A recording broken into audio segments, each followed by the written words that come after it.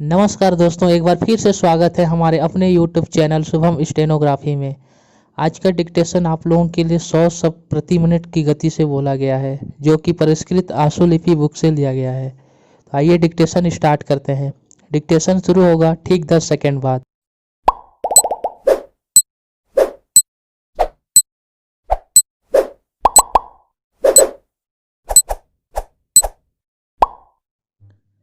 Start.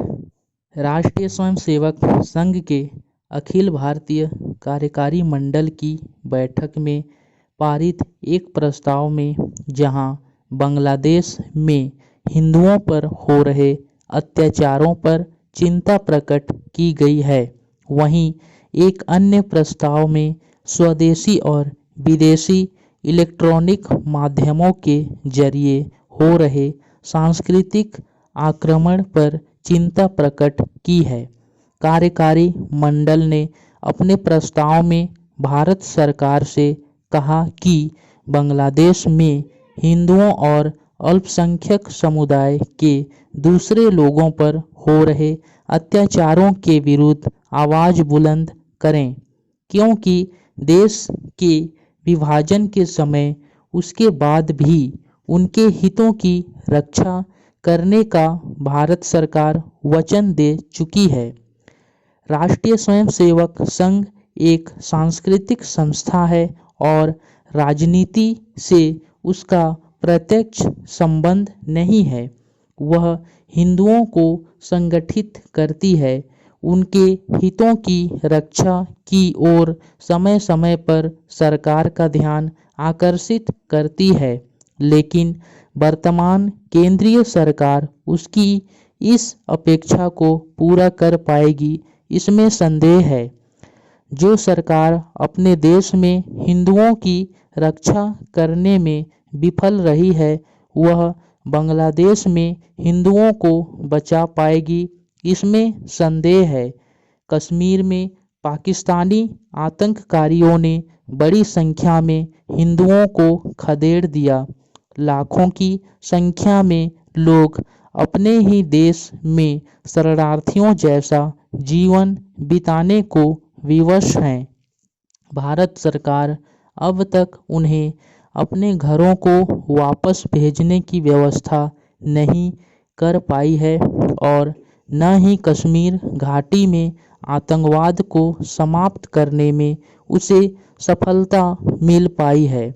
ऐसी दशा में बांग्लादेश के हिंदुओं की रक्षा वह कर पाएगी, इसमें संदेह है। बांग्लादेश में अल्पसंख्यक हिंदुओं पर हो रहे अत्याचारों के प्रति सरकार पूरी तरह उदासीन है। वह इतना भी नहीं समझ पा रही है कि यदि बड़ी संख्या में वहां से हिंदुओं का पलायन हुआ तो उन्हें भारत में शरण देने की जिम्मेदारी भी भारत सरकार पर ही आने वाली है। बांग्लादेश से बड़ी संख्या में मुस्लिम समुदाय के लोगों की घुसपैठ भारत में होती रही है और वे देश के विभिन्न भागों में अवैध रूप से रह रहे हैं।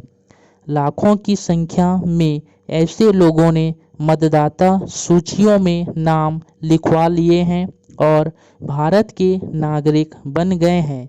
उन्हें पहचान कर वापस भेजने में सरकार पूरी तरह विफल रही है। अब ऐसे हालात बन रहे हैं कि बड़ी संख्या में हिंदू शरणार्थियों को भी भारत सरकार को झेलना पड़ सकता है।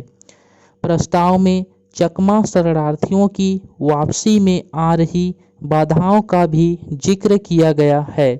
चकमा शरणार्थियों की त्रिपुरा के शिविरों से वापसी का सिलसिला बांग्लादेश की सरकार से लंबी वार्ता के बाद बड़ी मुश्किल से शुरू हो सका था।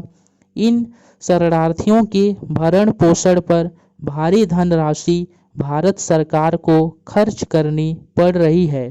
करीब 60,000 चकमा शरणार्थी त्रिपुरा के शिविरों में रह रहे हैं।